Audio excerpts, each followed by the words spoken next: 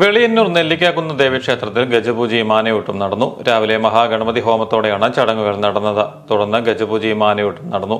ഇളമ്പിലക്കാട്ട സുബ്രഹ്മണ്യൻ നമ്പൂതിരി ഗജപൂജ ചടങ്ങുകൾക്ക് മുഖ്യ കാർമ്മികത്വം വഹിച്ചു. കിരൺ നാരായണൻകുട്ടി, നെല്ലിക്കാട്ട് മഹാദേവൻ, വേണാട്ടുമറ്റം ഗോപാലൻകുട്ടി, കുമാരനെല്ലൂർ പുഷ്പ, പ്ലാത്തോട്ടം ബീന എന്നീ ആനകളാണ് ഗജപൂജയ്ക്കായി അണിനിരുന്നത്.